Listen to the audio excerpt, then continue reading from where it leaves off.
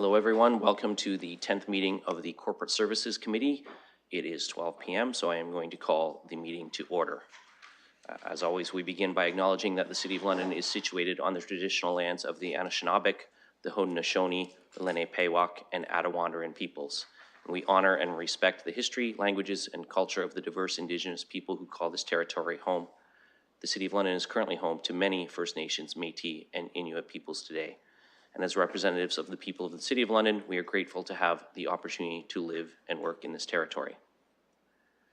I will also share that the City of London is committed to making every effort to provide alternate formats and communication supports for meeting upon request. To make a request specific to this meeting, please contact csc@london.ca or phone 519-661-2489, extension 2425.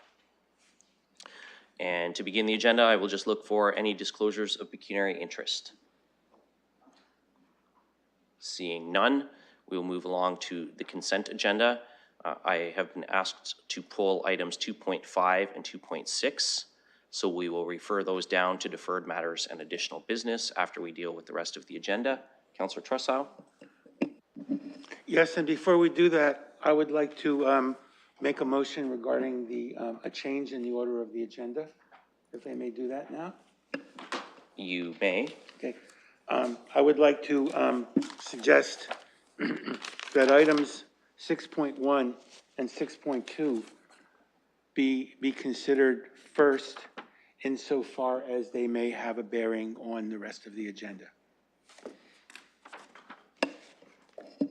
Well, it is not our practice to deal with in-camera matters at the start of committee meetings. However, we can always consider a change in the agenda order, but I am in committee's hands. So, I'm sorry, I misspoke. I mean 6.2. Okay, so you want to move just 6.2. Once we go in camera, Councillor, I would suggest that we're dealing with all in-camera items in camera. We're not going to split them up. Okay, that's fair. So we would have to see if there's a, considering your request, we'll look to see if there's a seconder for that. Mayor Morgan. So before we call a vote on that, I am going to check with the clerk. As you can see, we have a number of guests in the gallery. That would require moving all of them and all of city staff out while we deal with in-camera items. So I'm going to see if the clerk is able to advise if we could be accommodated in a committee room rather than moving all of the members of the public and all of our staff out. But as this was not in advance, I'm not sure if we are going to have the ability to do that. Yes. Okay, we cannot move to a committee room for the in-camera because of the online setup for staff. We are moving towards a potential ability to do that in the future, but we are not able to do that right now. So we have a motion on the floor to change the order of business. And I will, seeing no speakers to that, I will ask the clerk to open the vote.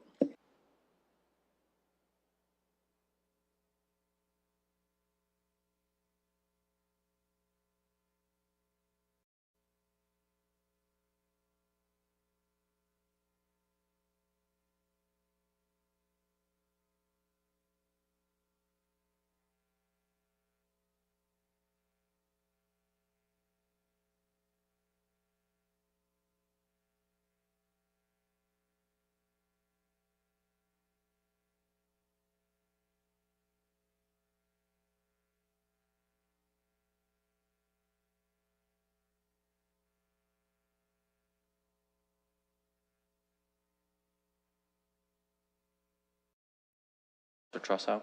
I vote yes.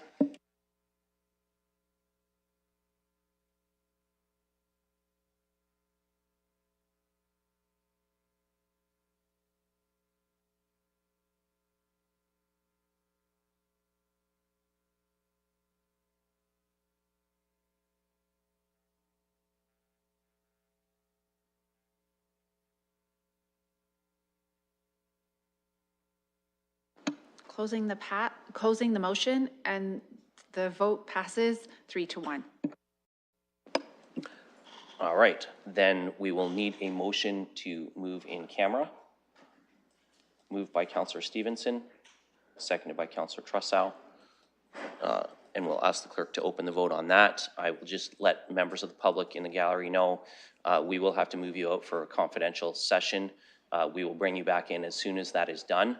And we just ask for your patience while we do that. I will just ask the clerk to read out the reasons for our going in camera.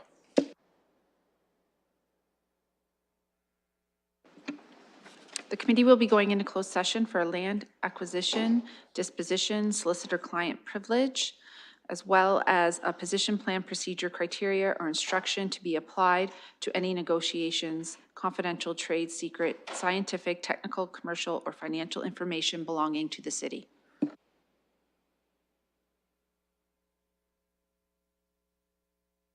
And closing that vote, 4-0.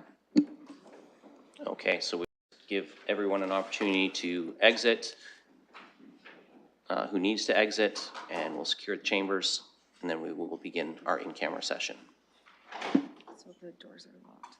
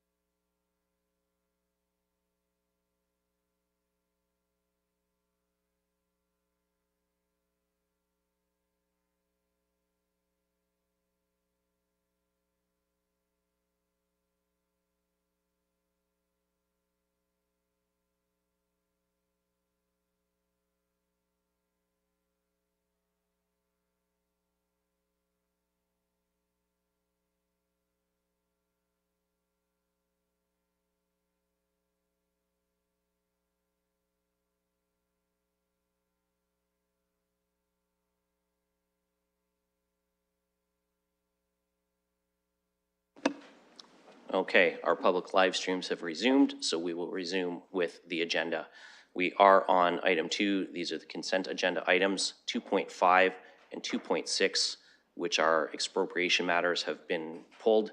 They will be dealt with under item 5, deferred matters. So we have 2.1 through 2.7, excluding 2.5 and 2.6, left on the consent agenda. Do we have a mover and a seconder for the consent agenda? Moved by Councillor Stevenson, seconded by the mayor. Any questions or comments on the items on the consent agenda? Councillor Trussell.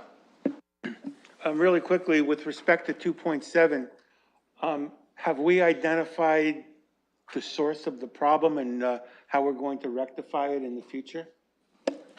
Ms. Livingston.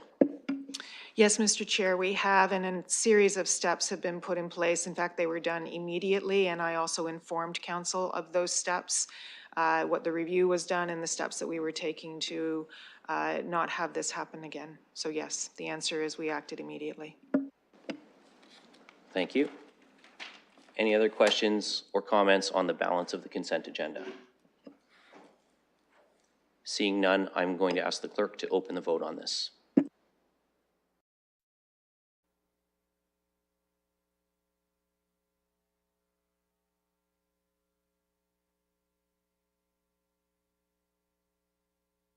Closing the vote, motion carries 5-0.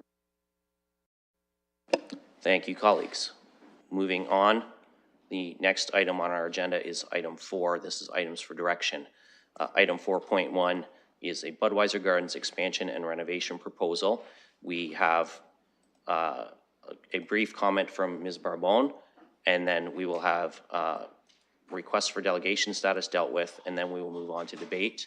I do want to advise colleagues that in addition to the delegation by Mr. Luco and Mr. Ohl, there was also a request that was received late from Tourism London to have delegation standing. I do have the email. It was unfortunately sent to PPM at clerks rather than CSC at clerks, so it did not reach our committee clerk in time. But I will leave that in the hands of the committee, whether they'll approve that delegation as well. So we will start with 4.1, Budweiser Gardens expansion and renovation proposal. And we're just going to hear briefly from Ms. Barbone on this, and then I will look for a motion to receive our delegations. Ms. Barbone. Thank you, through the chair. So I just wanted to point out there was one item that there was an error in the report on page 160, where in section 2.2, where Budweiser Gardens Food Services, the report refers to $1.9 million in the phase 1 food and beverage. It's actually, and it was transposed from the presentation. The presentation does have the correct number. It is 3.25 million. So I just wanted to point that out at the beginning. That was included in the attachment. It was just picked up the wrong number when the report went forward. So we're providing the proposal that was presented to Civic Administration. So we're bringing that forward to the committee for direction on how the committee wishes us to proceed with the proposal that has been brought forward. Thank you, Ms. Barbone. Councillor Trossau? I have filed an amendment that's been seconded. Can I put that on the floor before we start? No, first we hear from the delegations. Before we do anything, we would have a motion to entertain the delegations. I would like to get the floor when we're done with the delegations. Thank you. So do we have a request for 2 delegations. Do we have a mover and a seconder to receive both? Moved by Councillor Stevenson, seconded by Councillor Ferreira. We will get the clerk to open the vote on that.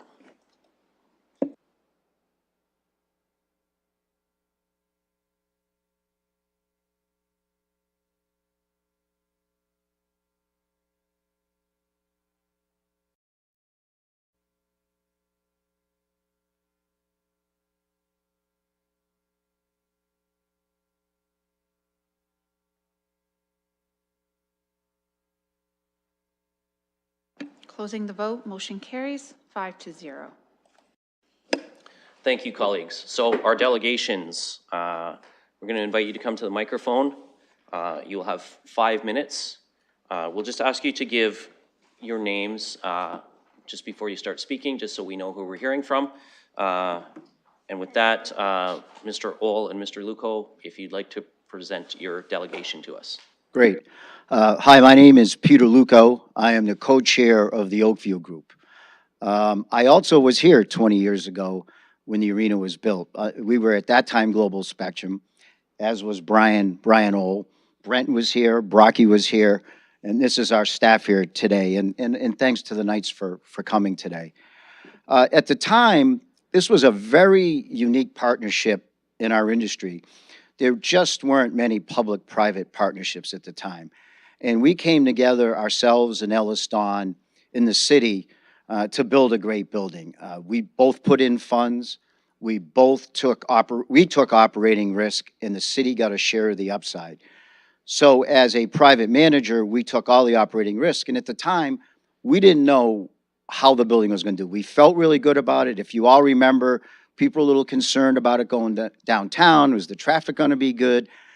This, that, and the other thing. Well, we hit a home run. And together, we really put London on the sports and entertainment map, not only in Canada, but in North America. You look at the type of events we had. We had Bon Jovi, Bruce Springsteen. We've had Elton John and many great events. We've had tournaments, okay, some of the best tournaments in Canada, whether it's I'm going through the, I'm just drawing a blank. Yeah, Memorial Cup. We've had two Memorial Cups. We've been able to do a lot of great events. We've had the Norvers. We've had some of the most important events in Canada in this facility, and it's worked. For instance, another thing is, if you remember, we actually built a curtain system in the arena, wondering how the Knights were going to do. We've never opened those curtains. Pretty amazing in all these years. In some 20 years, we've averaged over 9,000 people a game, and it's been a success. And it's been because we work together. We've been the #1 arena in Canada 3 times. So you think about this. You think about Montreal. You think about Toronto. You think about Vancouver, Edmonton, Calgary, Winnipeg. All those great facilities, but we've been #1 3 times, and we don't host an NHL team. We probably have the best team in all of junior hockey in the London Knights, but just to think about that honor, and at a time when the market was 300,000 people, that's how successful we have been here. Together, working together, private industry and the public. Really, really important. So where are we now, 20 some odd years later? When we built the arena, we knew at some point we were gonna need a refresh. It was 20 years into the facility. Now, we've spent millions of dollars on the facility, on maintenance, keeping the building up. The building has the bones. To replace this building would probably at least $250 million. But we have the venue. It's beautiful. But it's time for a refresh. Things have changed. The artists backstage need more room to host these various tournaments, whether it's curling or the Memorial Cup or any music awards. We need more space because now the bids have changed. These venues have space for these things. And we need to sort of get ourselves ahead of it. We're not behind yet, but we're getting there. So it's time that technology's changed. Even the way we serve food has changed. The type of food we serve has changed.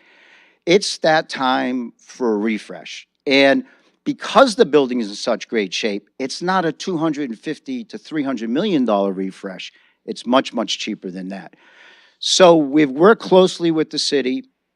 We've put together a program that we think that will really work and will expand what we do and really keep this facility as a #1 facility in Canada. And it is.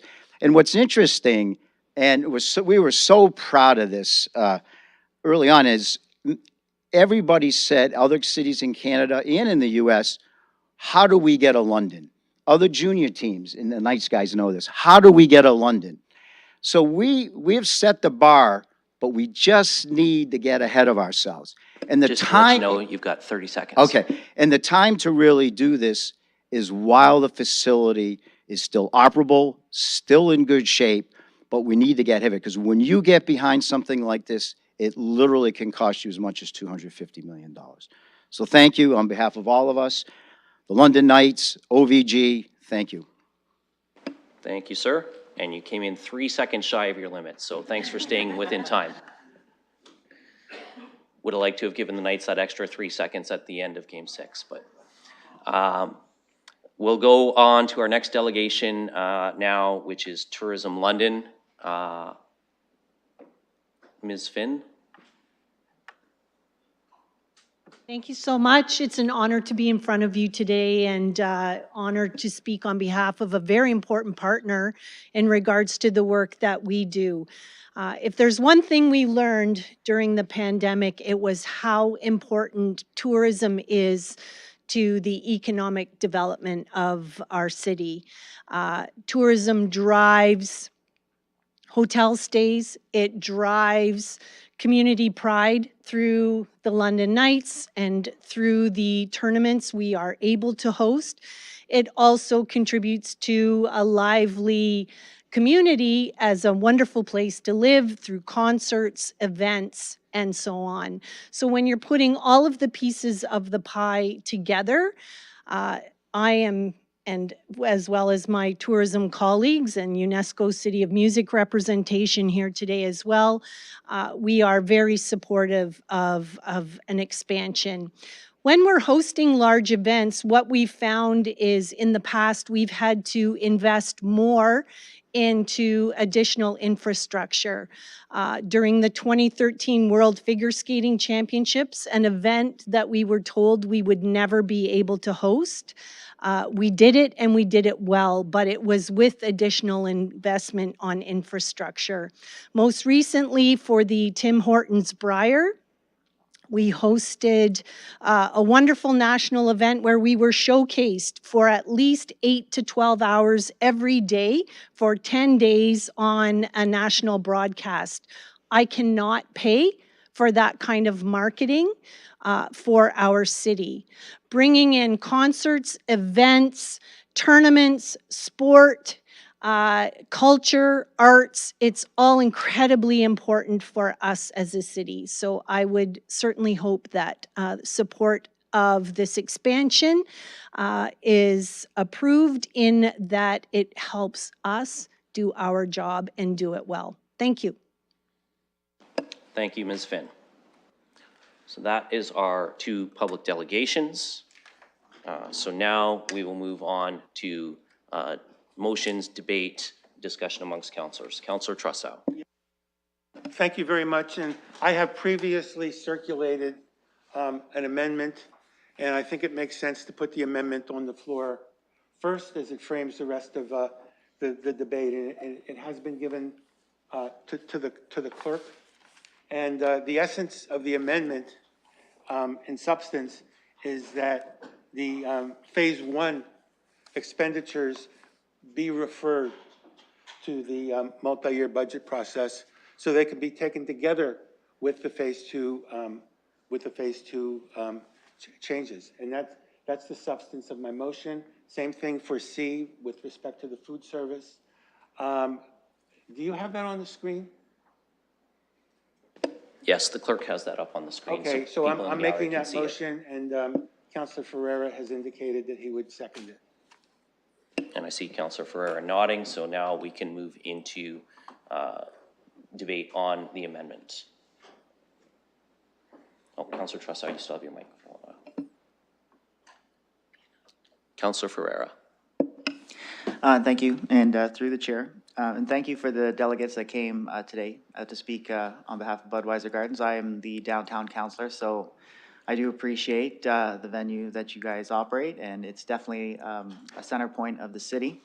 This motion that we have on the floor does look to push back the decision that you're looking for us to make, and that's just because we are just looking for just a little bit more information when it comes to a large financial investment that you're asking for from the city. So we're not saying that we don't support you. We are saying that we do. We just want to practice our due diligence before we make that type of decision. So that's why I have seconded the motion that you see on the floor before you. Basically, I see that Budweiser Gardens is looking for expansion. and you need more space.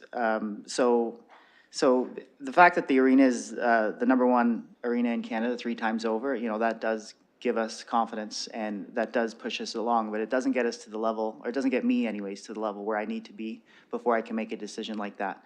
So that's really what we're looking for. It's just, we want to practice our diligence before we actually award any more money for the expansion. And that's basically why I'm seconding this motion. So, thank you. Thank you. First, I'm going to go to Ms. Barbone to see if she had something to, sorry, I just thought that you had indicated you don't need to comment right now? Okay. So I'm going to go to Mayor Morgan next then, and I will advise folks that I have myself on the speakers list as well. Yes, thank you, and I'll first thank our colleagues for circulating the motion. That's always very helpful when you get to read it before the meeting. I won't be supporting the amendment, and I'll just outline a couple of reasons why.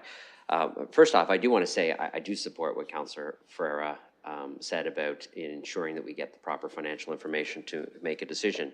And I'm very supportive of both in this motion and the original staff motion that for the significant phase 2 portion, which likely involves some sort of debentures to fund, that be judged through the multi-year budget process with a full comparison of all of the things that we need to spend money on and all of the challenges that we have as a city. But phase 1 was contemplated in the staff motion to be funded from the Tourism Infrastructure Reserve Fund, essentially a fund that is filled up from the municipal accommodation tax in the city. And so that fund can only be used for certain things. And essentially the dollars we're spending are, when you heard about all of the things that are happening at Budweiser Gardens and all of the tourism that's drawn in, it's the people who stay in those hotel rooms who essentially put money in that fund. It's the people who come to our city to enjoy the types of things that happen at Budweiser Gardens who put money into that fund. And so funding it from phase 1 from the Tourism Infrastructure Reserve Fund, I think is an appropriate source because it gives us something that aligns with the fund perfectly, allows us to make the investments from that fund in a way that I think is responsible and has a known return on investment. Now, I will say, I don't think that I would just go with just the staff recommendation should the amendment be defeated. I would actually add a Part D to reflect what I see as the needs for a little bit more information. When you look at the original staff recommendation, it's providing direction for the civic administration to prepare an amending agreement, of which we would still have to make a decision on. So it's not a final decision today, irrespective. But I would add a Part D that would say that civic administration bring forward a review of the financial case for the expansion, including but not limited to an overview of the City of London's return on investment expected from the proposed phases of the expansion and a comparison with the return on investment in the current agreement. So I would recommend defeating the amendment, putting the original staff recommendation on the floor, and then I would add that Part D. And then what would happen in that case is we would get back both the amending agreement and the information on our return on investment and some of the other financial details that colleagues might be looking for. At that time, if you still want to kick it down the road into a multi-year budget process, you could. But for me, I would like to get the process moving because every day we delay is another day that we don't see additional revenues from this asset. And when you look at the phase 1 investments, a strong majority of them are all the components that drive additional revenues for both the proponent who's suggesting that we do the expansion, as well as the city who partakes in ticket sales and the other components of this venue. So for me, I understand what my colleagues are trying to do by pushing the whole thing to the multi-year budget process. I'd prefer to see how much progress we can make on phase 1 before making the decision to kick it there, getting both the amending agreement back as well as a little bit of additional financial information, but fully supportive of the rest of the components of the motion that would push things into the multi-year budget process. So that's where I would go, which means I'm speaking against the amendment that's on the floor. Thank you, Mayor Morgan. I have myself on the speakers list next. As the vice chair has an alternate motion on the floor, I will ask Councillor Stevenson to take the chair. And after myself, I don't have anyone on the list at this time. Okay, thank you. I recognize the Deputy Mayor. Thank you, Madam Presiding Officer.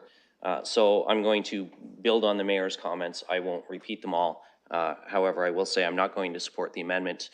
I want to start moving forward on phase 2. I have worked with both the Tourism London component of the MAT fund for the last 4.5 years and the municipal component of it. This is exactly what that funding is intended for. And it is also not something where we have put asks for tourism access into the multi-year budget process. The reality of this sector is that sometimes opportunities present themselves, and they present themselves in a relatively time-sensitive manner, and they need to be acted on relatively quickly. That's why we have the flexibility to access the Tourism Reserve Fund on any particular item, rather than referring it to a multi-year budget in every case. The mayor highlighted the importance of getting the return on investment on the customer-facing improvements. We heard from our delegation that, you know, even food service has changed. And I want to realize our share of the proceeds from that enhanced food service. And I recognize that there are different offerings at Budweiser Gardens today than there were when the facility opened. I want to make sure that the back-of-house facilities are able to do that. When I had the opportunity to attend the Briar, I did hear from members of the national media that more back-of-house space is needed for them to provide the production value that they need for those national level broadcasts. And rather than continuing to bring in temporary equipment and make temporary adjustments for a tournament, we should be investing in the back-of-house operations we need to keep this facility modern and competitive for the rest of its 50-year lifespan. The one thing that I will also highlight is that this facility is not just a benefit to the city in the immediate revenue that it generates. And I certainly appreciate the shared revenue stream, but I'm also very cognizant of, and Ms. Finn and the mayor both referenced the visitors, and at Tourism London we call it the heads in beds.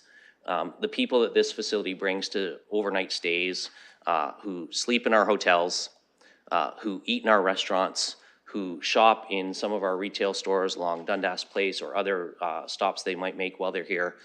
You know, much reference has been made to the Knights as an anchor tenant, and certainly I would expect that during playoff games, Heroes Comics might see a few more people popping in to get hockey cards, but I know in other instances where there are musical acts, you might see more customers in a Vintage Dugout or in London Rocks or those businesses on Dundas Place. So there's a spin-off benefit to this as well.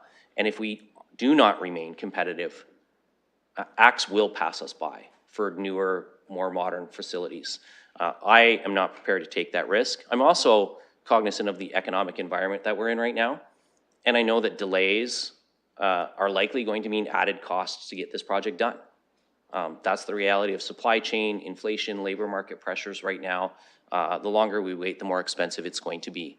Budweiser Gardens has a proven track record of being a wise financial investment for this community. I know it's going to continue to return on that investment for the next 25 or more years. And so I am not going to support the amendment. I will be supporting the original staff recommendation, although I will say that I will support the mayor's amendment on providing a larger overview for the public on the city's return on investment expected from these phases of expansion.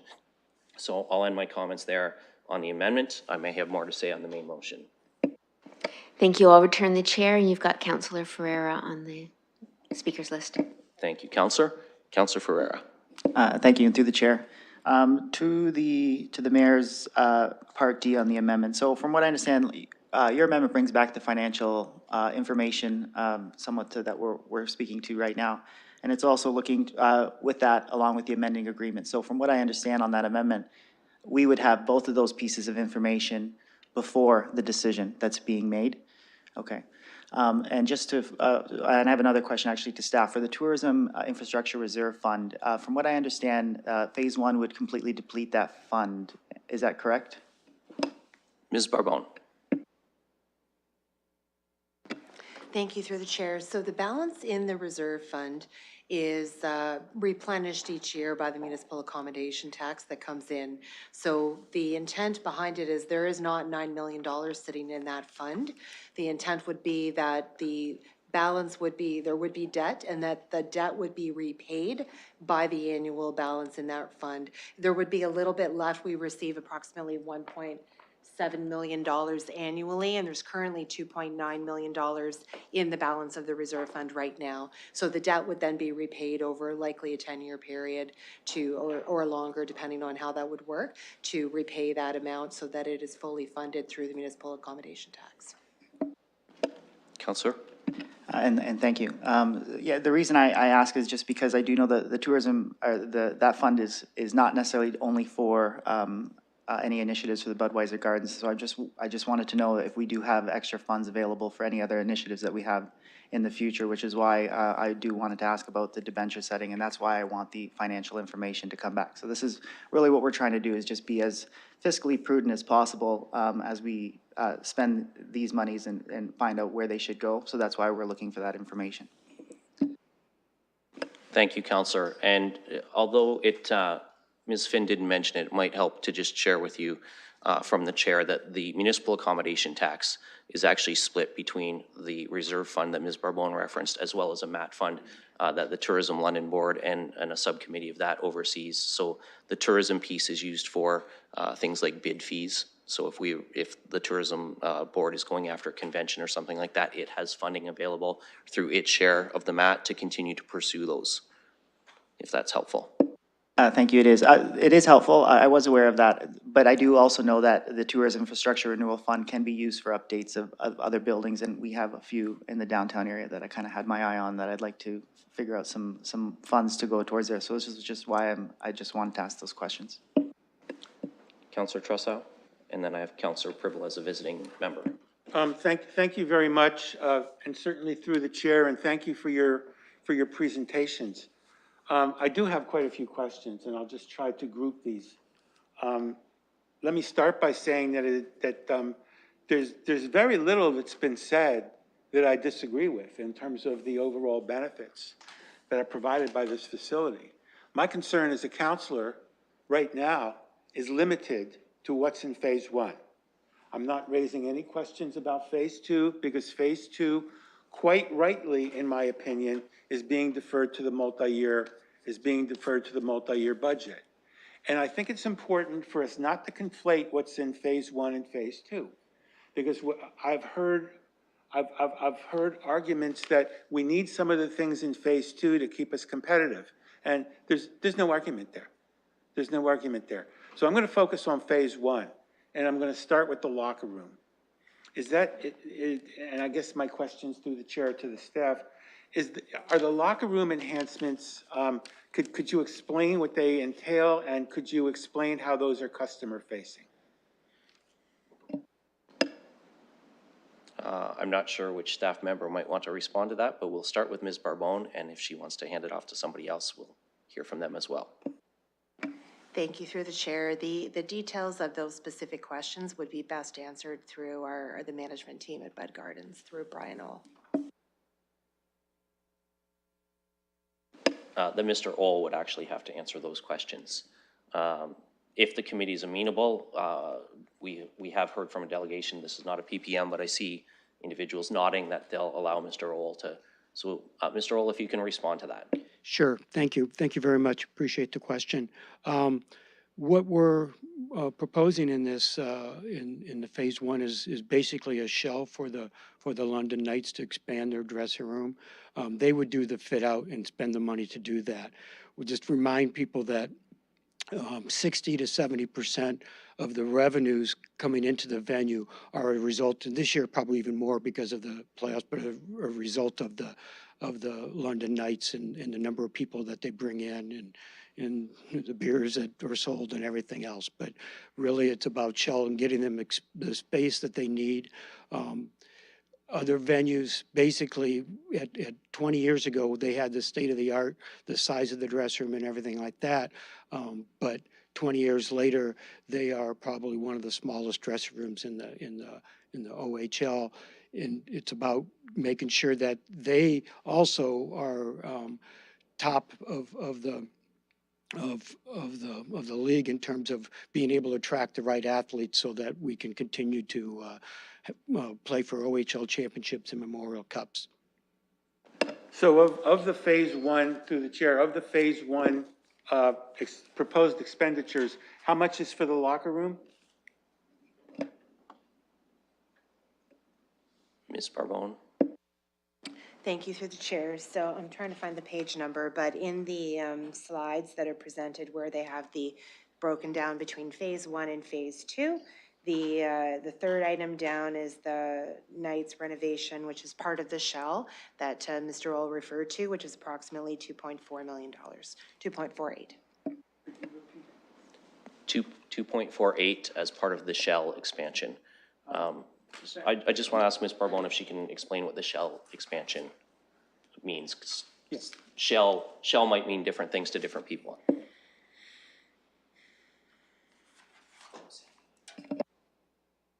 Thank you through the chair. So as this is being done in phases, the original intent is to build a bit of the shell of the back of house of the building that could then be outfitted in the second phase as the continued renovations proceeded.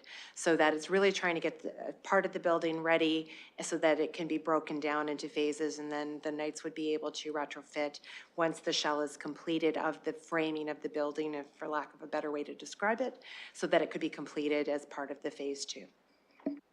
I've seen references, through the chair, I've seen references to exercise equipment that's needed. Is that part of the phase one expenses?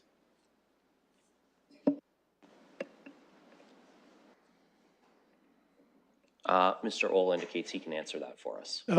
It's part of the space, the Knights would pay for their own exercise equipment, but right now, currently, you know, with these young athletes, they have a space that is inadequate for the number of players they have to have their physical training. You know, just part of the shell and the expansion for that dressing room would give them the space to have a proper space for their athletes to. Yeah, and one other point is that dressing room is also used for other events, so it's not always, you know, for the Knights, but the Knights would outfit it, and it is used for other events as we have some of the larger ones, some of the, you know, like national figure skating and those kinds of things. They also utilize that dressing room. Thank you. Well, I'll move on to the chair to the food service question. Correct me if I'm wrong, but my understanding is that in 2014, the council extended the food service contract through September 2027. And that if we do nothing on the food service right now, that contract would still be in effect until 2027. Can you indicate to me why it's necessary to, the request is that we extend the food service contract from 2027 through 2051. It's not clear to me why we need to do that at this point in phase one. Could you help me with that? Ms. Barbone? Thank you through the chair. So the contract with the food services is done through OVG 360 through the management team. So because it is with the contract with food services and OVG 360 are related companies, the city has to provide concurrence to those contract extensions as part of the terms of the participatory occupancy lease. So the revenue that is made by the facility is what the city shares in the proceeds, as that is, based on the current agreements, it's a revenue share and net cash flow sharing in terms of the proceeds to the City of London. So as part of the proposal, that provider has been in place. OVG 360 is looking to extend that, noting that they will be putting in a number of, as part of their phase one, additional incremental capital towards revamping the food services facilities. So they're looking to align the extension of that contract through to the end of the terms of the lease that the city has on the Budweiser Gardens. So the city would just be simply putting concurrence forward to allowing that extension to occur because it is a related company. The terms of the agreement are between the two parties within OVG 360. Is it correct that the operator actually owns the interest in the food service provider, or are they at arm's length right now? Ms. Barbone? Through the chair, they are not at arm's length. They are related companies, both owned by Oakview Group. Okay, I'll move on. I'm not going to ask questions about how's the menu going to change or anything. I'm not going to get into that detail here. But what I want to go on to now is the overall question of the 80-20 split. Now, what I understand from these documents is that the city contribution to Phase 1 and Phase 2 is 80%, and the private contribution is 20%. Can you explain in more detail how that 80-20 was arrived at? Ms. Barbone?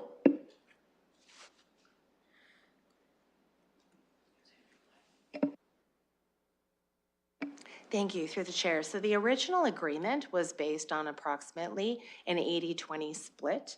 So that is where the initial, it's actually, I'm trying to find the exact amounts. Mr. Murray will pull it up.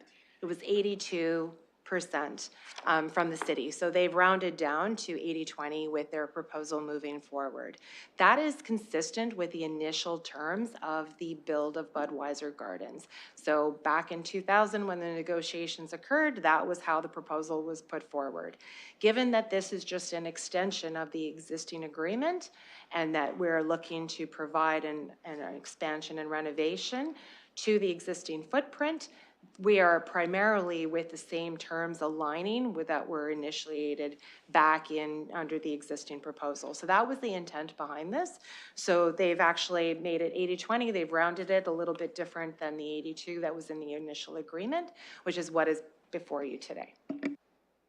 Okay, so we're basing the 80-20 then, through the chair, we're basing the 80-20 on an agreement from 23 years ago. Okay. So I'm going to move on, and I want to talk about the financing, because I think this is something that's going to be very important to the public. My understanding, and correct me if I'm wrong, is that there is currently insufficient funds in the TURF account, which the occupancy tax, transient occupancy tax goes into, that there are currently insufficient funds in that account to pay for Phase 1, which is $9 million.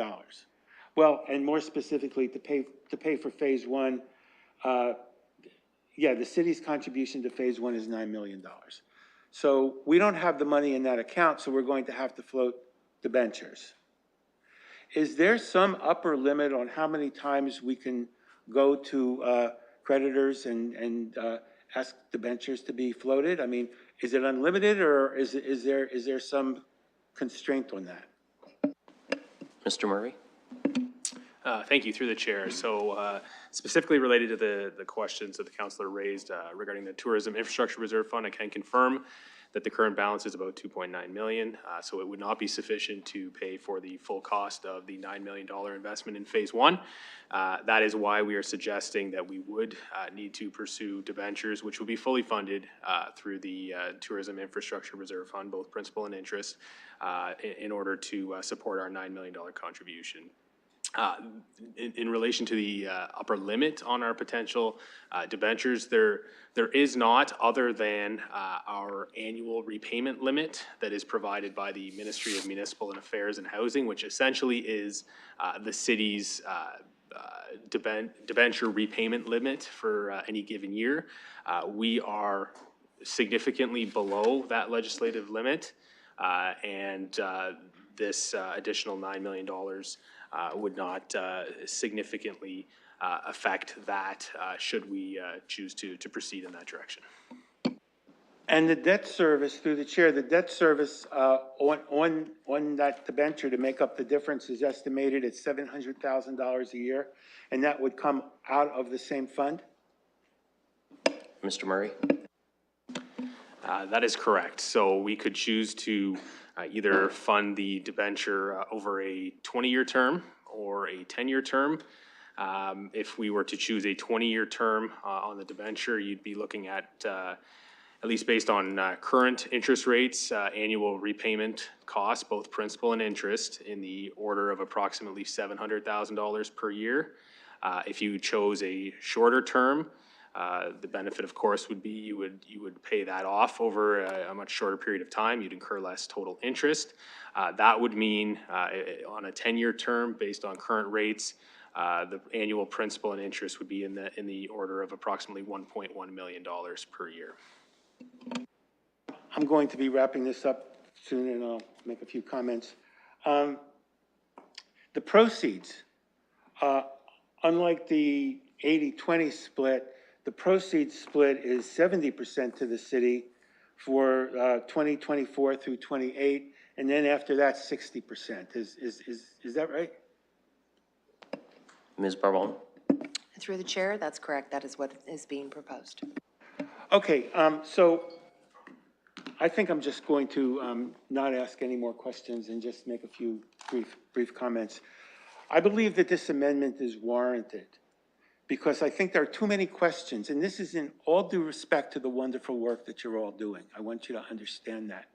I think there are too many questions in terms of the details right now for this council right now to authorize the $9 million expenditure. Now, I understand that the $9 million expenditure is not going to be put on the individual taxpayers' levy. It's coming out of different funds, but it's still city money, and there's only so much city money. And in fairness to other claimants on our budget, which includes rec centers, maybe housing, I'm not going to list all of the things that we could be floating debentures for, but I think there's some opportunity costs here. There's some opportunity costs, and what I'm seeing is the immediate benefits that are going to flow to the long-range ability to have bigger concerts, et cetera, are things that are not really going to happen or not happen based on the time between right now and when we do the multi-year budget. I think the multi-year budget is a very appropriate venue to make the determination as to how we should be supporting Budweiser Gardens. The good thing about the multi-year budget is every claimant on the budget is on an even playing field. Every claimant on the budget is under an obligation to provide the same general level of justification and financial analysis. And the way I see this is moving phase one ahead of that line is unfair, and it's a distortion of the reasons why we have a multi-year budget. So my motion, and I'm urging my colleagues to support this, I think it's clear that we need more information, and I think the proper way to do that is to defer this matter to the multi-year budget process. And I'll yield at this point. Thank you. Okay, and Councillor Purple has indicated he's good. We've got Councillor Stevenson next, and then Councillor Ferreira from the committee. Thank you. And through the chair, I just wanted to say that I will not be supporting this amendment. I do support the original one and the amendment proposed by Mayor Morgan. I also just want to take a moment to thank the people who've come today and for Budweiser Gardens is a huge gem in our city, and there's so many people grateful for the fun and the enjoyment and the economic driver that it is in our downtown. So I just wanted to take the opportunity to say thank you for being here, and thank you for all that you guys do. Thank you, Councillor. Councillor Ferreira.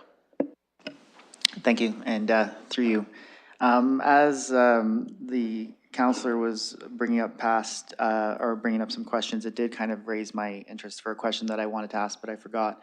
And it does go back to the Tourism Infrastructure Reserve Fund regarding so from what I read in the report, and as the councillor spoke to, the principal and the interest will be paid for by that fund. And that fund is currently, gets 50% allocation from the MAT tax. So I just wanted to know if you could give me on average, like per year, how much is going into the fund from the MAT side, from the 50%, just so we know what the balance really will be for the next 10 years. Because from what I understand, if we go through with this, that fund, just servicing that debt would be servicing it for about 10 years, I believe. So I just wanted to know what the answer would be. Mr. Murray? Thank you. So I'll refer you to page 162 of the report, which outlines that for 2022, the city's 50% share of the MAT revenues was approximately $1.6 million. That is fairly comparable to what we saw pre-COVID. In 2019, we received approximately 1.7 million. So we are effectively back to pre-COVID levels of MAT revenues coming into the city every year. Thank you. Councillor Ferreira? Okay, thank you. So 1.7 million per year of what would be going into that fund, and if we're servicing the debt, which could be upwards of 1.1 million, we're left with about 600,000 on average per year with not too much wiggle room, and that's really kind of where my concerns are. So that's really what it's about for me, just to be as responsible as we can with the money, and just looking at that fund and knowing that that fund does have other areas that it can be utilized for, but it's kind of just being totally gobbled up by this. That's why I would look for more information. And speaking to you know, the gardens itself, it is a figure keystone in the city as well. So we obviously would like to keep it as competitive as possible, but at the same time, we need the public trust with that as well. So this is why we're just looking for that extra information, just so the public knows that we've made this decision with all the information. Thank you, Councillor. I've got Councillor Pribble now back on the list. So even though I'm not a member of this committee, I certainly would, when it comes to the council, support the original motion. I just want to add a couple of things and realize, even though it was already said here, the temporary monies and labor wasted on the temporary fixtures that we are doing that we could potentially have already in place is quite high. And being proactive and starting on this as soon as possible certainly is better. If I look at the downtown, and there are a lot of people who are moving downtown out of London region, and many of them are saying that Budweiser Gardens is actually a reason why they are moving downtown and not into the suburbs. A lot of businesses downtown in the core have survived and are still surviving based on the incremental revenue of the Budweiser Gardens. And those are the things that we really have to think beyond. So even though it was said here that it might be better to move this to the multi-year budget, I really don't think that this is a time we have to reevaluate things. And this is, as it was said here before, this is such a gem for London that we cannot afford to fall behind. There are a lot of issues that we are facing. This is one of the bright ones. Let's move on with this, and I will certainly support at the council the original motion. Thank you.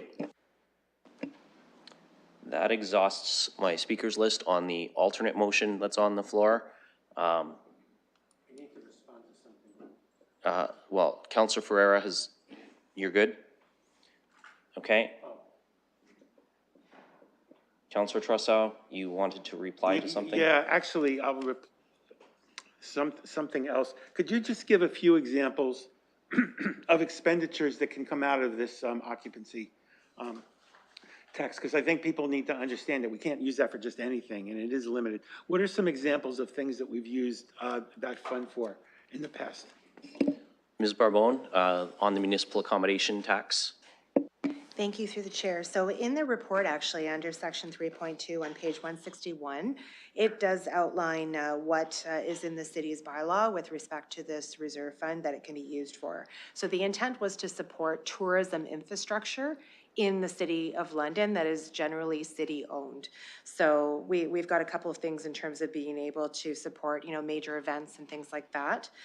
Tourism infrastructure. So, I mean, in the past, there was some money that was submitted and funded through RBC Place a couple of years back. And when that fund was oversubscribed, we had to scale back what it was being used for because it was originally being used as a grant vehicle and the money was spent before it was even earned. So based on that, the bylaw was tightened up as to what it could be spent on. So in the actual bylaw, it does make reference to the intent to fund additional investments in Budweiser Gardens, which we knew would certainly be more significant than potentially some of the other things.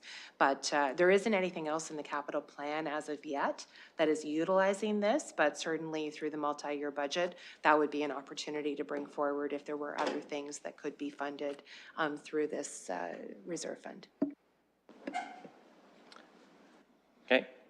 Thank you, Ms. Barbone. I have no one else on the speakers list, so I'm going to ask the clerk to open the vote. I know we've been calling it an amended motion, but it's actually an alternate motion. We're at committee, so the original motion was not put on the floor yet. So we'll ask the clerk to open the vote on the alternate motion.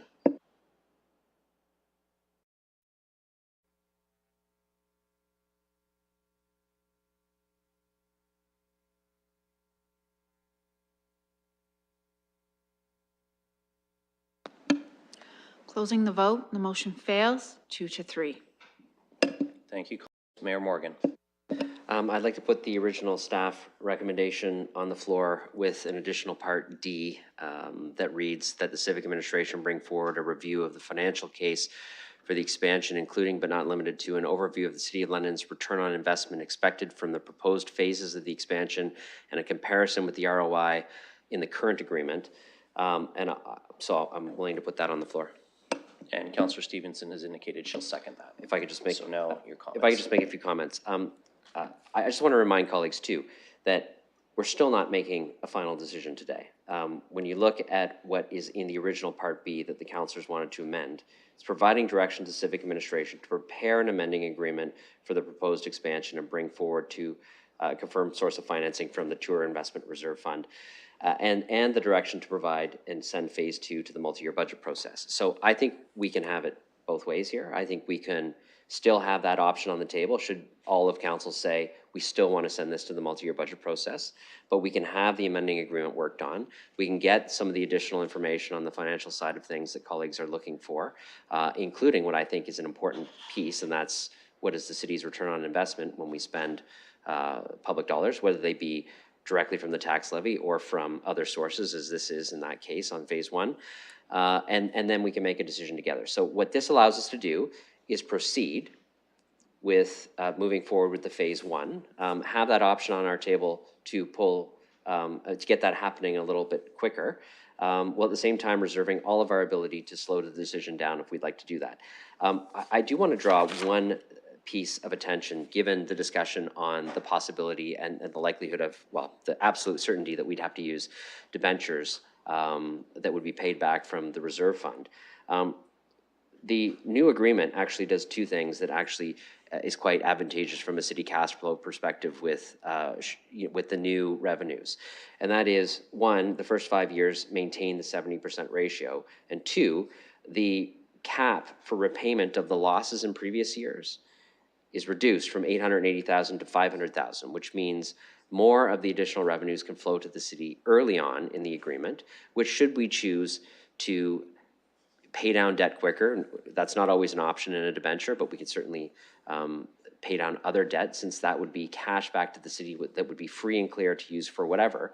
That is not a bad thing in this agreement. That is actually good for the City of London to have revenues flow back to them quicker from a cash flow perspective in the front end. So, you know, I think colleagues can take more time with this. We can get a little bit more information, and we can make some decisions as a group when we get all of that information together. But I, for one, am prepared to proceed with the staff recommendation with that additional piece to it. Thank you, Mayor Morgan. I've got Councillor Trussell and then Councillor Ferreira. I can support Part D, most certainly, because I think it's very consistent with the types of things I've been saying. So I'll ask that Part D be called separately. My problem with, I mean, I'm hearing different things in terms of B. I mean, I'm reading B as we're recommending that expenditure. And if that's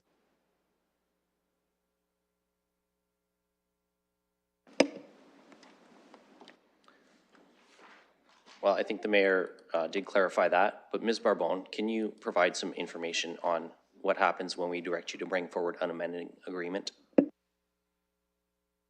Thank you, through the chair. So certainly we would engage our legal counsel to assist us in drafting an agreement that basically takes the terms that are included in the proposal to draft an amending agreement. That amending agreement and the information that has been requested in Part D, should that pass, would come forward in a report to the council for review. So at that time, we would also bring forward a source of financing to accompany the agreement. The council would make a decision on the agreement along with the source of financing at that time. Thank you. Councillor Ferreira. Thank you, through you. So I was going to originally ask to see what Part D was, but I see that you got it up there, which I like. I want to support this as really badly as the downtown councilor. I just want to get more information on the financial aspects and the structure. So because we do have that Part D stuck in there, I'm happy with that. And because no decision is actually being made right now, and it's a decision where administration will be looking to create the agreement and also look at the financing for it, I would support this motion as it stands right now. However, when it comes to council, I would need that information to further support that when the decision is actually made. So I'm hoping that we can get a lot of the questions that we are asking to be clarified with that. But the way it stands right now, I will be supporting the motion because there is no decision being made. But it is giving us exactly what we're looking for. So I'm hoping that that would be sufficient for our concerns. Thank you, Councillor. Councillor Trussow. Could a few words be added to Part B, saying it being noted that no decision is being made on the expenditures at this point? Because that's what you're saying is the case. And Councillor Ferreira is willing to change his Councillor, vote? with respect, the city treasurer has been clear that this will have to come back to us for another vote. And I'm asking for clarity I'm asking if that could be added. And I don't think it takes anything away from the measure. So with respect, Chair, I'd like to ask her if that could be put in there without doing damage to her intent. Because if that's added in there, I can support this too. Ms. Barbone.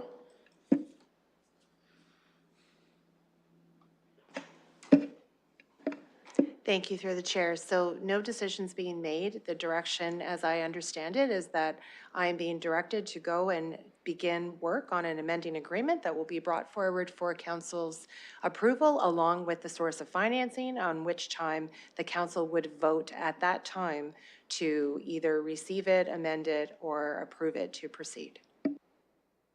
Thank you. But my direct question is, would you be willing to add a clause that says it being noted that no decision on expenditures is being made at this time?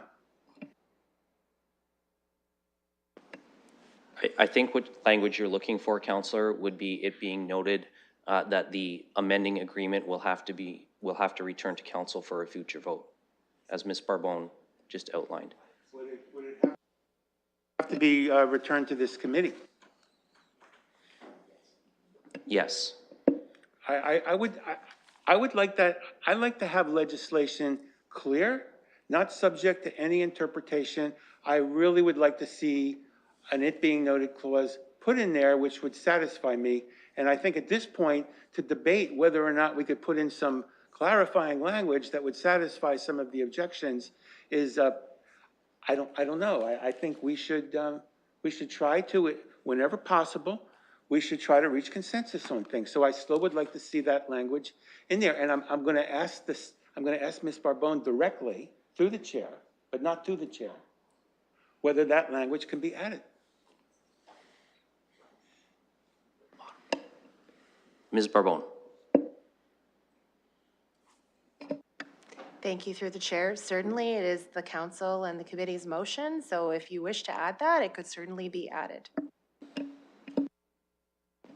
Okay, Mayor Morgan. So I'm fine to add at the end of all the clauses, it being noted that the amending agreement, the source of financing, and the additional information requested in D will return to the Corporate Services Committee for debate and decision. And finally, do we have, and we've gone through this Sorry, before, but- Councillor, can you just hold on a moment? First of all, I haven't acknowledged you, and second, the clerk is capturing the mayor's words here.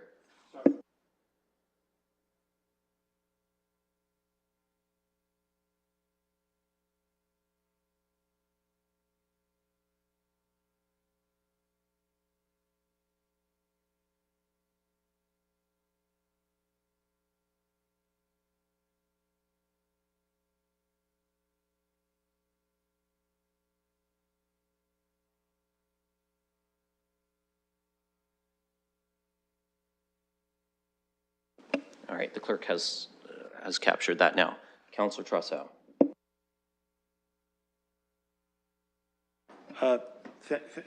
Thank you, Mayor. I think that's a wise way to proceed right now.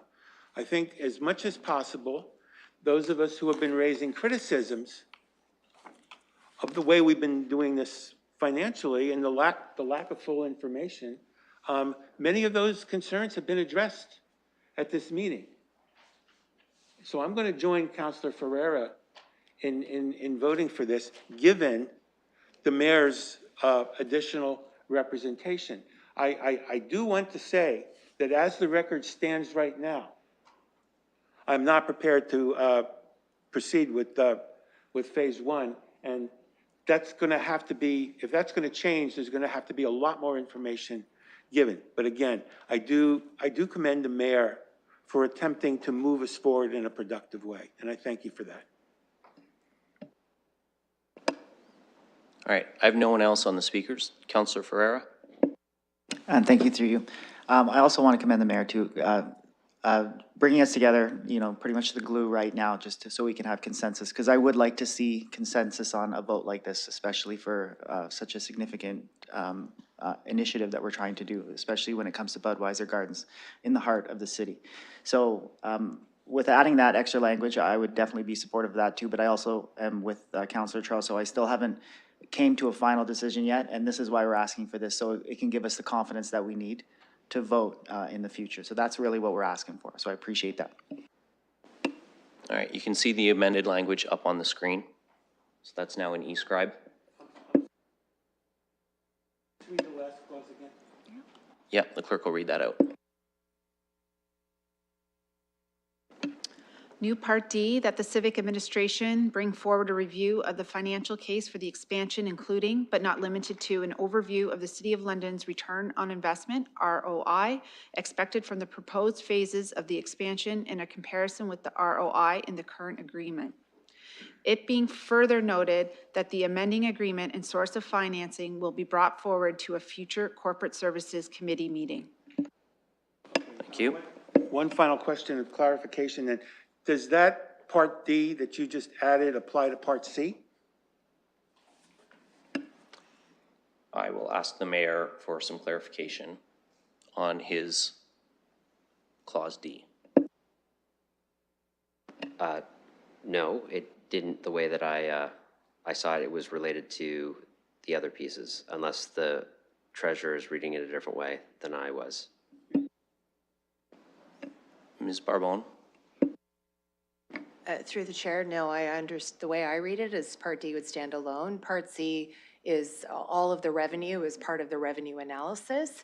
That is part of whatever our return will be. So it would be embedded within there. So the concurrence to proceed with the contract extension, I mean, the contract doesn't expire until 2027 and would only be part of the terms for us to confirm that they could proceed, but failing approval for the rest, there is no need for that decision to be made and would not actually need to be extended until the proposal would be actually approved.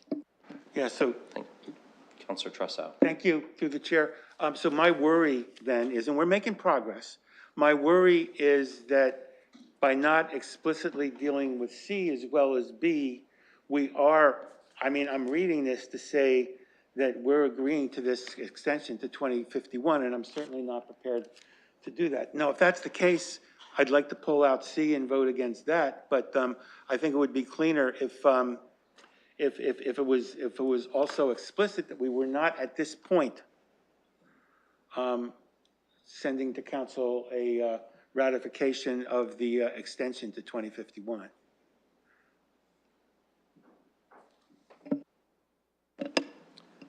So I'm just going to go back to Ms. Barbone for a minute. Part C, and I think that this is what you said in your last comment, Part C does not advance without Part B to begin with, so the two are interlinked, and one is contingent upon the other.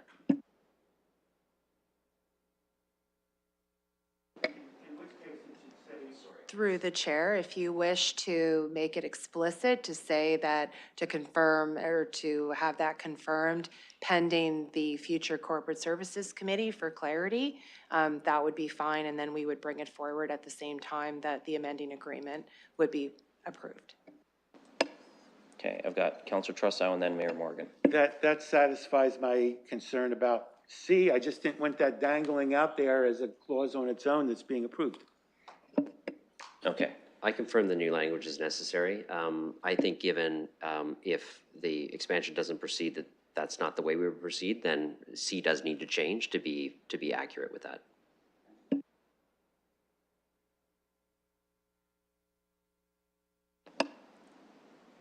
Okay, so Part C would now read, Civic Administration be directed to confirm concurrence in writing pending future Corporate Services Committee report for the contract extension with Ovation Food Services. Okay, the clerk has that language now saved in eScribe for us. All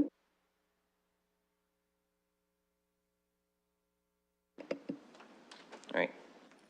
The speakers list is exhausted. Going once, going twice. I'm going to ask the clerk to open the motion for a vote.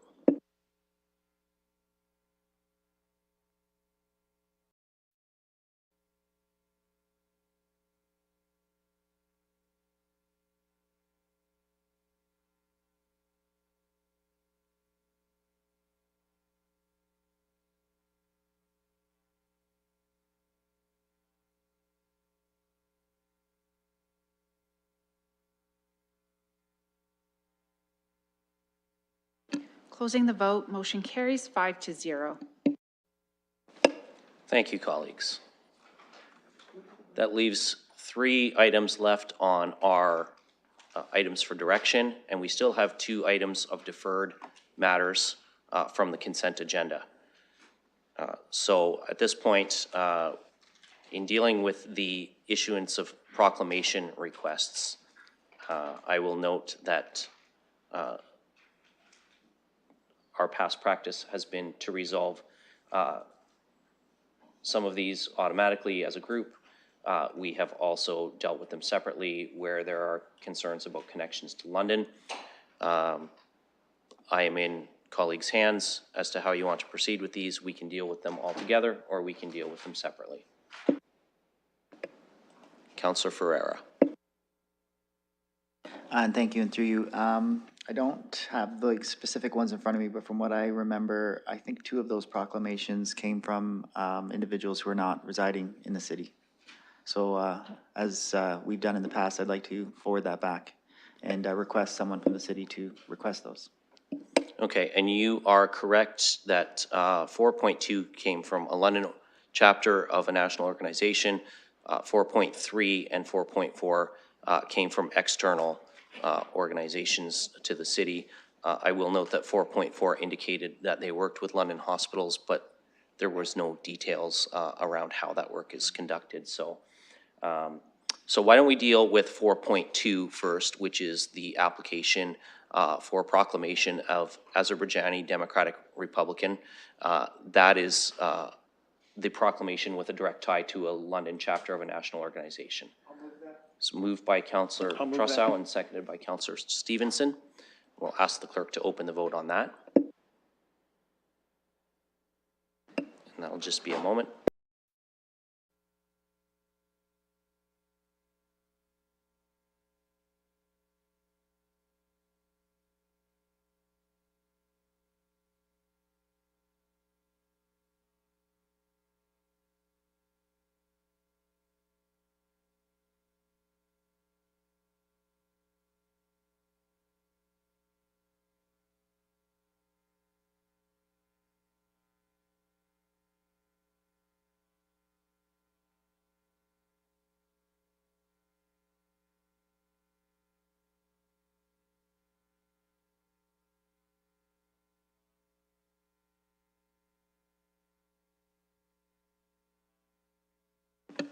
Closing the vote, motion passes 4-0, noting the mayor has left. Okay, colleagues, the next 2 items, we have applications for issuance of proclamations for 2 organizations not based in London. We can deal with these together. We can deal with them individually. Again, I'm at your disposal. I will note that the dates of request for these proclamations are on June the 10th for 4.3 and on June the 19th for 4.4. So there is an opportunity still to refer these, as we've done in the past. If that's your will, we can direct the clerk to contact the organizations for additional information and just refer these to the council meeting. If there is in fact more information that comes in advance, we could make a decision at that point in time. So, Councillor Ferreira? Thank you, through you. I'm not sure if we motioned that, I can't remember, but I would motion to do that and expedite it as well. Okay, so we have a motion from Councillor Ferreira, seconded by Councillor Trussell, that the clerk be directed to reach out to both organizations for additional information on their connection to London. And that we will refer this to the council meeting for a decision.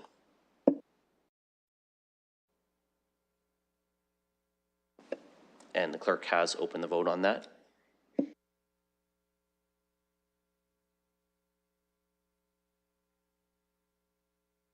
Closing the vote, motion passes 4-0.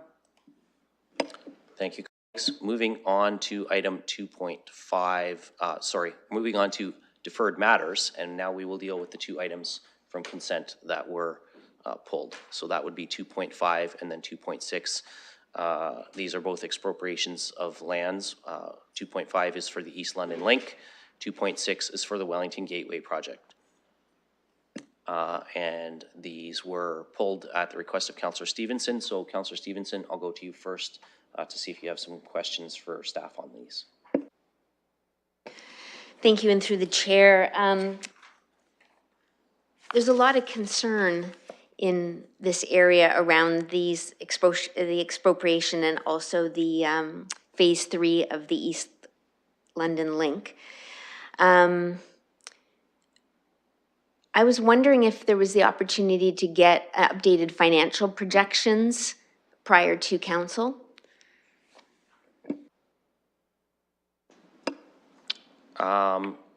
Let's just see, Ms. Dan, are you able to comment on whether you could provide an update to where and Councillor, are you looking for the East London Link or the Wellington Gateway, or are you looking for an update on both at this time? Just the East London Link. Okay, so I'm going to go to Ms. Dan and see if it's possible to provide any changes to the estimated cost of the project by the council meeting. Through the chair, our group always reports back with each of our contract awards with a source of financing and is currently working through updated forecasts that we'll plan on sharing through the multi-year budget process. But we don't have a finalized number at this point for any changes that we would be looking for. Okay, so I just want to be clear to Councillor Stevens' point. It wouldn't be something that you could turn around quickly because there's a fair amount of work involved. Okay, Councillor Stevenson? Thank you, and through the chair. Part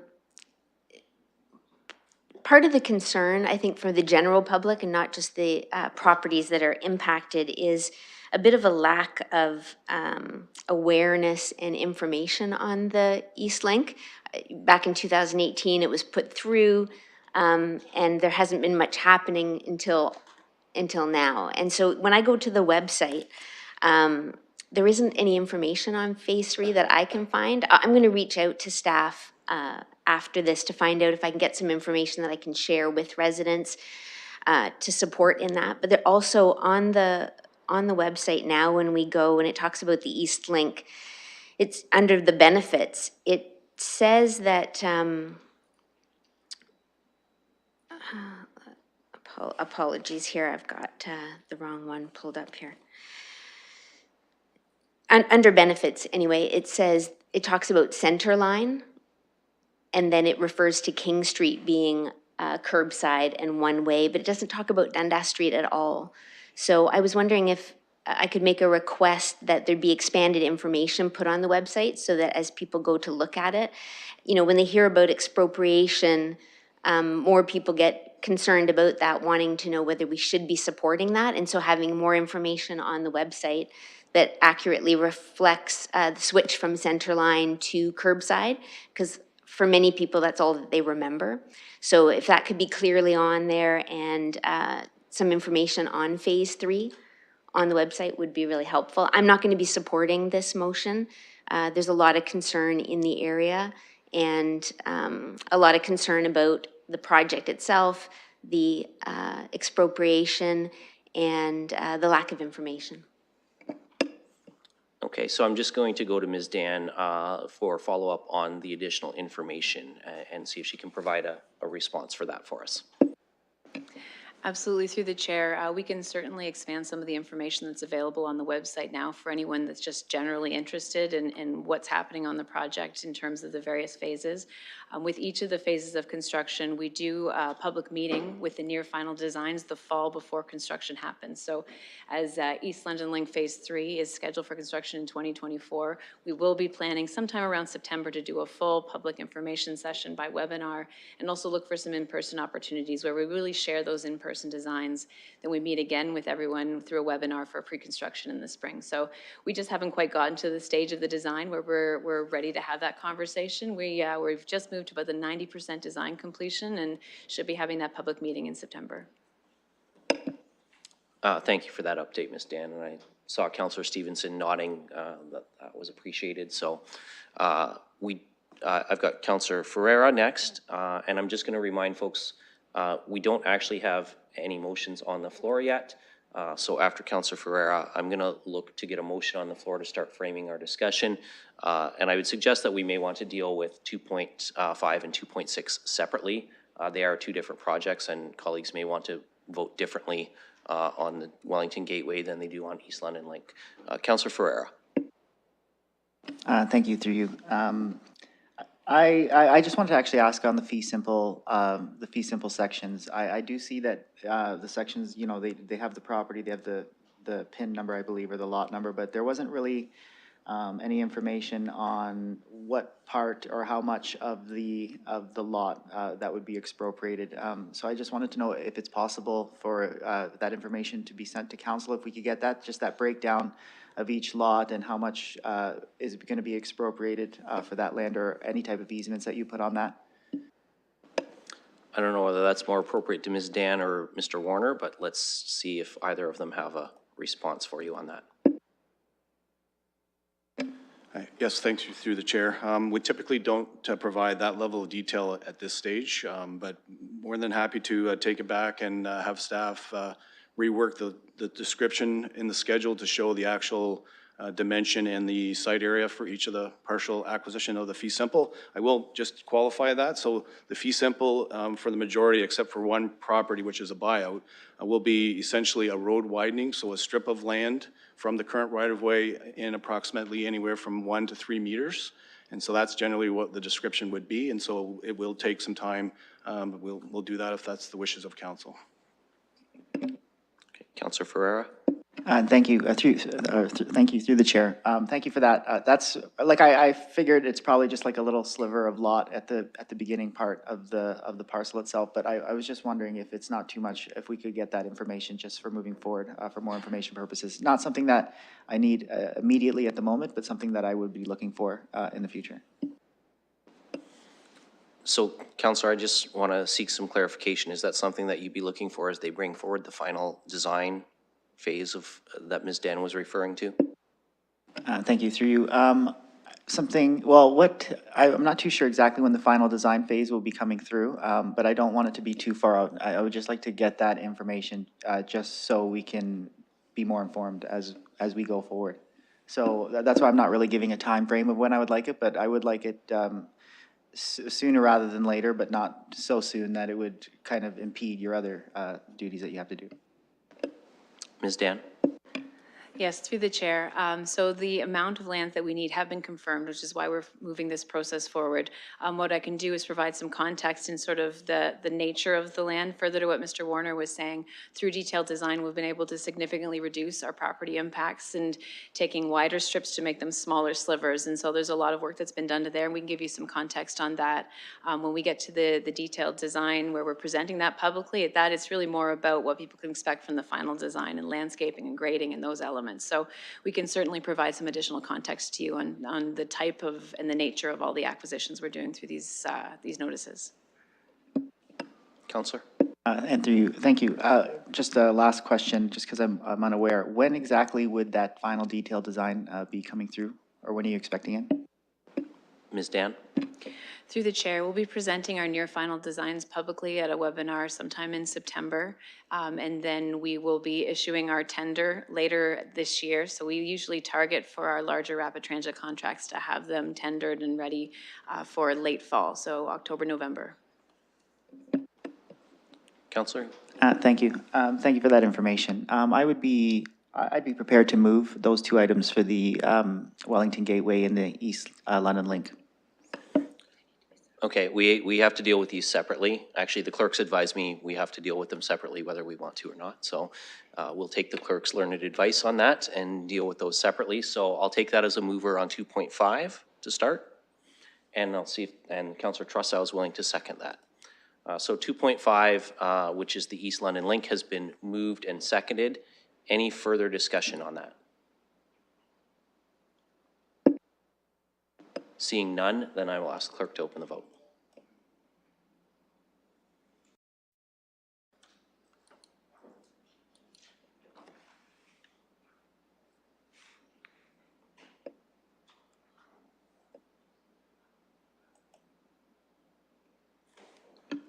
Closing the vote, motion carries 3-1.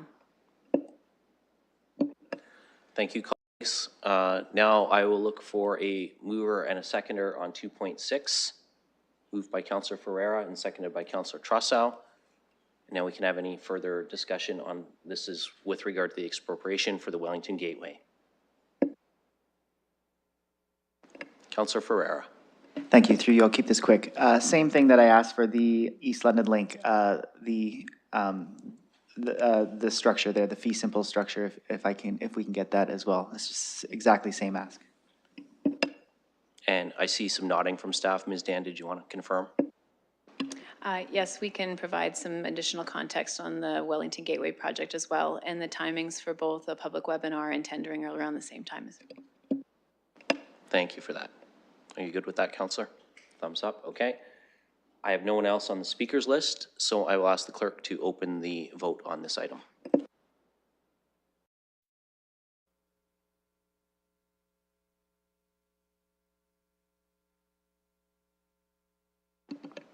Closing the vote, motion carries 4-0. Thank you, colleagues. I'm not aware of any items of additional business. We have dispensed with the in-camera, the confidential section of our agenda at the beginning of the meeting because of a change of order. So all that's left now is a motion to adjourn. No. Oh. We need to confirm that we had the closed session. Oh, yes, thank you, Councillor. We do have to report out on the closed session, so I'll ask Councillor Trussow to report out on the closed session.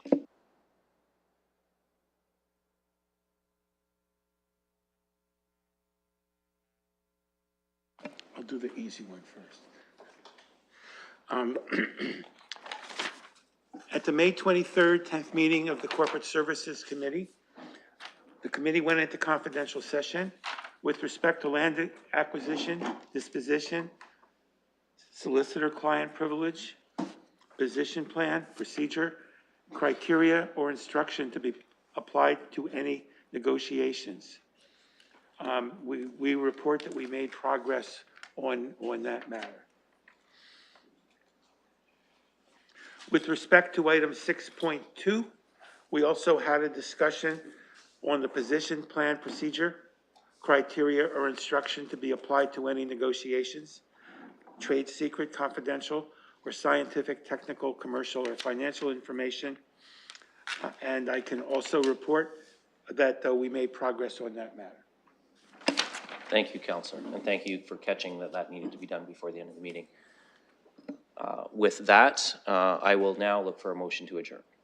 Moved by Councillor Stevenson, seconded by Councillor Trussow. All in favor? Any opposed? Motion carries. Thank you, everyone.